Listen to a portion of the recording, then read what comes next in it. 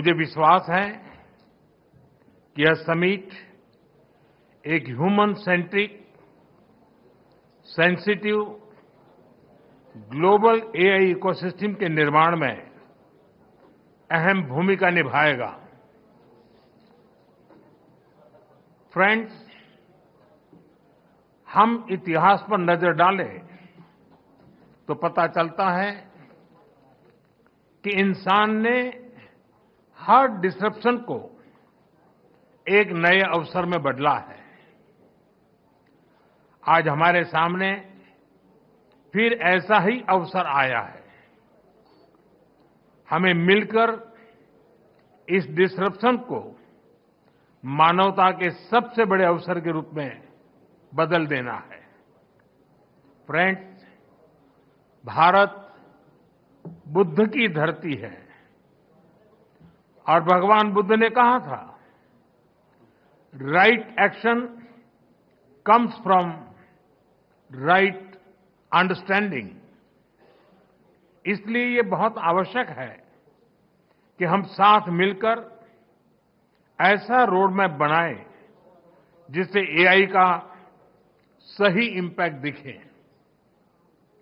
और सही इम्पैक्ट तभी आता है जब हम सही समय पर सही नियत से सही निर्णय लेते हैं। फ्रेंड्स, कोविड ग्लोबल पैंडेमिक के समय दुनिया ने देखा है कि जब हम एक दूसरे के साथ खड़े होते हैं तो असंभव भी संभव हो जाता है।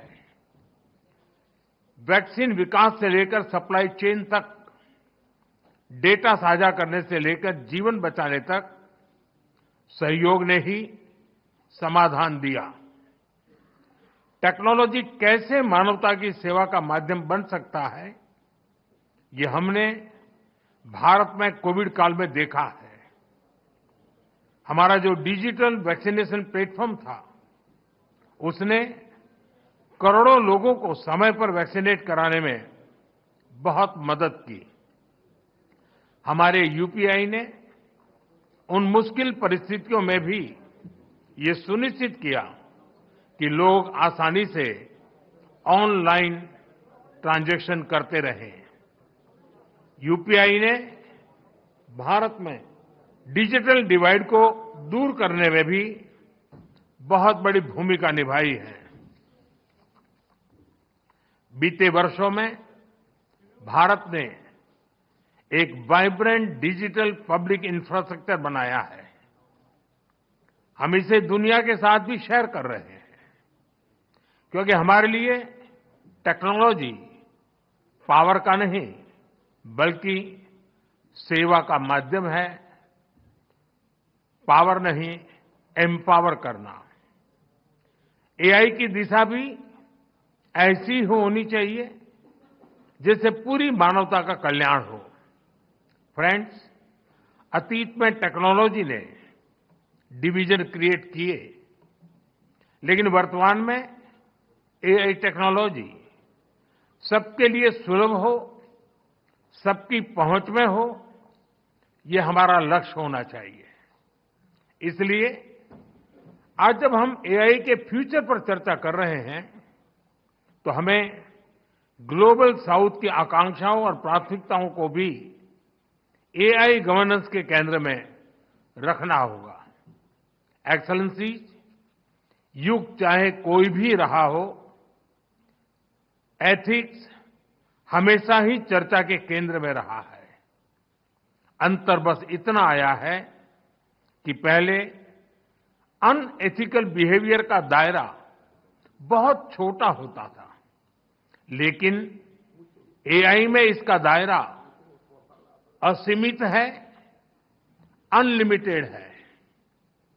इसलिए एआई के लिए हमें एथिकल बिहेवियर और नॉर्म्स का दायरा भी असीमित बनाना होगा।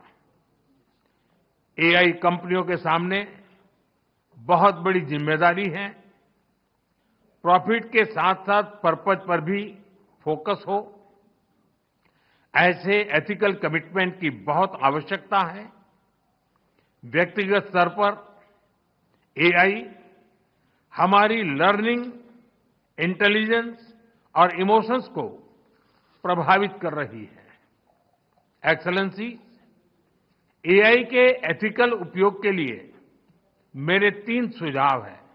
फर्स्ट, डेटा सॉवरेनिटी को रिस्पेक्ट करते हुए एआई ट्रेनिंग के लिए एक डेटा फ्रेमवर्क बने। जैसे एआई में कहा जाता है, गार्बेज इन, गार्बेज आउट। अगर डेटा सुरक्षित, संतुलित, विश्वसनीय नहीं होगा तो आउटपुट भी भरोसेमंद नहीं होगा। इसलिए ग्लोबल ट्रस्टेड डेटा फ्रेमवर्क जरूरी है। सेकंड, एआई प्लेटफॉर्म अपने सेफ्टी रूल्स बहुत क्लियर और ट्रांसपेरेंट रखे। हमें ब्लैक बॉक्स के बदले ग्लास बॉक्स अप्रोच चाहिए, जहां सेफ्टी रूल्स देखे और वेरीफाई किए जा सके। तब अकाउंटेबिलिटी भी क्लियर होगी और बिजनेस में एथिकल बिहेवियर को भी बूस्ट मिलेगा। थर्ड, एआई रिसर्च में पेपर क्लिप प्रॉब्लम का उदाहरण दिया जाता है। अगर किसी मशीन को सिर्फ पेपर क्लिप बनाने का लक्ष्य दे दिया जाए तो वह उसका एक काम के लिए दुनिया के सारे रिसोर्सेज को दांव पर लगाकर भी वही काम करती रहेगी। इसलिए एआई को क्लियर ह्यूमन वैल्यूज और गाइडेंस की जरूरत है। टेक्नोलॉजी पावरफुल है, लेकिन डायरेक्शन हमेशा मानव ही तय करेगा। फ्रेंड, आर्टिफिशियल इंटेलिजेंस, एआई की ग्लोबल जर्नी में एस्पिरेशनल इंडिया एआई की बड़ी भूमिका है और अपने इस दायित्व को समझते हुए भारत आज बड़े कदम उठा रहा है। अपने एआई मिशन के माध्यम से आज भारत में 38,000 जीपीएस मौजूद हैं और अगले 6 महीनों में हम 24,000 जीपीयूज और लगाने जा रहे हैं। हम अपने स्टार्टअप्स को बहुत ही अफोर्डेबल रेट्स पर वर्ल्ड क्लास कंप्यूटिंग पावर उपलब्ध करा रहे हैं। हमने एक एआई कोष भी बनाया है।